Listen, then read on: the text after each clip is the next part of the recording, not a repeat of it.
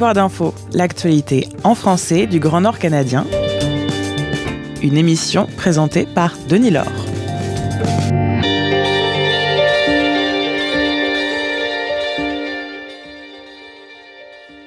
Du 9 au 11 février, le Collège nordique de Yellowknife sera l'hôte du tout premier Forum international sur la préservation et la promotion des langues autochtones et minoritaires dans le Nord. Ça a été annoncé sans beaucoup de préavis pour un événement d'une ampleur internationale qui va se tenir en présentiel et en format hybride.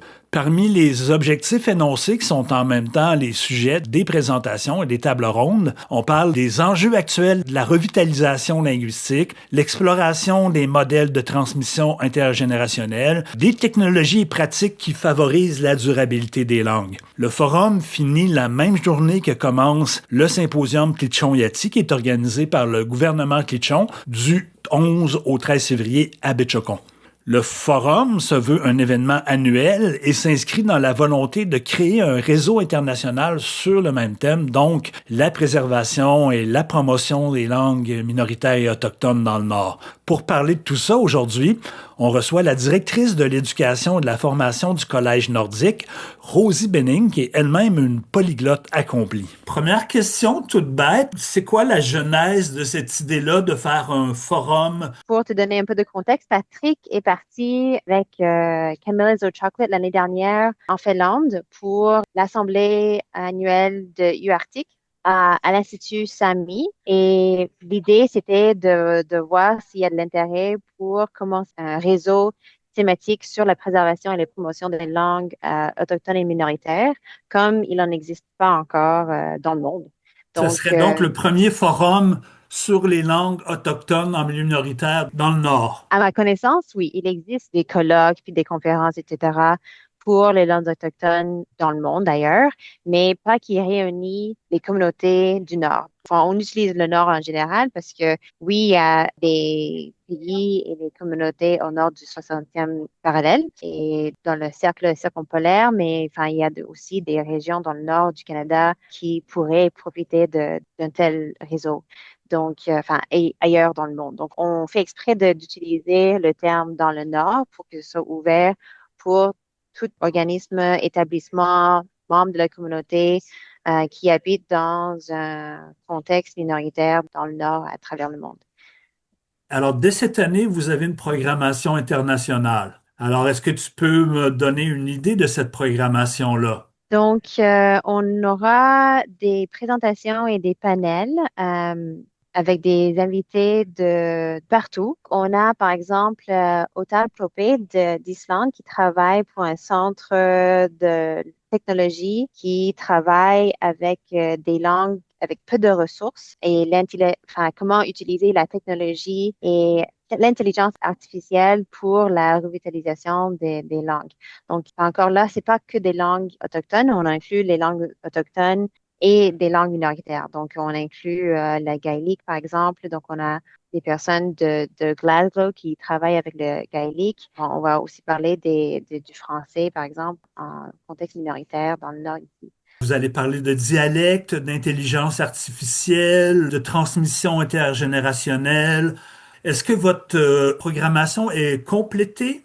Oui, oui, pas mal. J'avoue que ça m'a beaucoup étonnée. On avait très peu de temps pour organiser cet événement parce qu'on a reçu la confirmation qu'on reçoit le financement en décembre, avant les vacances. Donc, on s'était dit, ça va être un peu tight de rassembler les leaders, oui, à travers différentes communautés, de rassembler tout le monde pour cet événement. Mais dès la première semaine, dès que j'ai sorti l'invitation, il y avait peu de personnes qui se sont montrées intéressées puis motivées d'y participer. On a l'aînée Rosa Mantla de la communauté Clichon qui va dire des mots à l'ouverture. On a aussi Paul Andrew qui va y participer en tant qu'aîné puis personne qui a beaucoup d'expérience dans la revitalisation de langues autochtones. Il va finir la première journée avec une chanson. Puis le lendemain, on a Rassi Nachalik qui va commencer la deuxième journée en allumant le collecte pour commencer d'une bonne façon en respectant les protocoles inuits. À la fin de la deuxième journée, on va avoir Haurak de Cambridge Bay qui va faire une danse avec sa famille.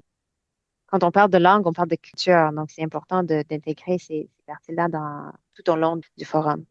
D'accord. Dans ce contexte-là, est-ce que le français est considéré comme une langue minoritaire aussi? Ben, je dirais que le français au TNO, c'est une langue minoritaire, tout à fait. D'accord. Le but, je pense que c'est vraiment d'apprendre des uns des autres. Quand j'ai parlé, par exemple, à Paul Andrew, il a beaucoup de respect envers les communautés francophones qui se battent pour la valorisation de la langue française. Donc, entendant ce que il a dit, enfin, ça confirme que on peut utiliser les bonnes pratiques d'une communauté à l'autre pour avoir des idées, pour s'améliorer, puis trouver des bonnes façons de faire valoriser et préserver, promouvoir sa langue.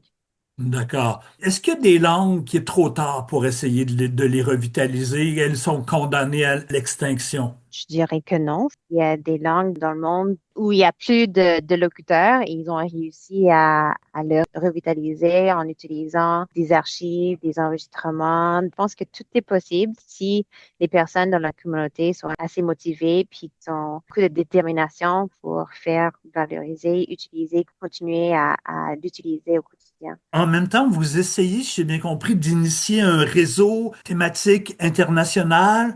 Oui, donc comme j'ai dit, Patrick Arsenault et Camilla Zolciak sont partis l'année dernière en Finlande à l'Institut Sami pour voir s'il y a de l'intérêt. Puis il y avait plusieurs organismes et établissements qui étaient intéressés. Et le but vraiment, c'est de réunir ces personnes pour qu'on puisse apprendre les bonnes pratiques parce que ce soit ici à Yellowknife ou à Betchcon ou de l'autre côté du monde, en Islande, on vit des réalités semblables. Il y a Denise Nakeko qui va co-animer avec moi pendant le forum. Il me disait que il est allé, c'était en Norvège ou si je me trompe pas, puis c'était le plus loin qu'il est jamais parti pour se trouver dans un lieu qui ressemble beaucoup à chez nous. Donc, on hérité de vie en milieu minoritaire en essayant de faire valoriser et promouvoir sa langue. Je pense que c'est une passion partagée pour plusieurs et pourquoi pas rassembler tout le monde, enfin, ces personnes pour apprendre et mieux collaborer. Donc, un réseau qui est en développement international, duquel le Collège nordique est un des initiateurs. Et on Oui. devrait entendre parler de ça peut-être dans les prochaines années. Enfin, on le souhaite. Le but, c'est à la fin de ce forum, de voir qui est intéressé à continuer la conversation, puis on fera une demande auprès de UArctic pour la création de ce réseau thématique. Excellent. Et vous avez dès cette année une collaboration avec un symposium organisé par le gouvernement Clitchon. C'est un symposium sur les langues aussi? Oui, Que tu parles, je crois. oui, je parle. Je parle le clichon un peu. J'ai un niveau intermédiaire avancé. J'arrive à avoir des conversations de base, on va dire. Comme l'idée, c'était de partager les bonnes pratiques, on s'était dit pourquoi pas profiter de cette occasion de montrer les succès des communautés clichons. Comme ce sont nos partenaires les plus proches, c'est notre 10e année qu'on offre des cours de clichon. On s'était dit pourquoi pas inviter les personnes qui viennent de l'extérieur pour qu'ils voient les bonnes pratiques des communautés clichons. Donc, il va y avoir un côté international cette année au symposium Clitchon. OK. On a réservé des places pour que les participants du forum assistent au symposium. Oui.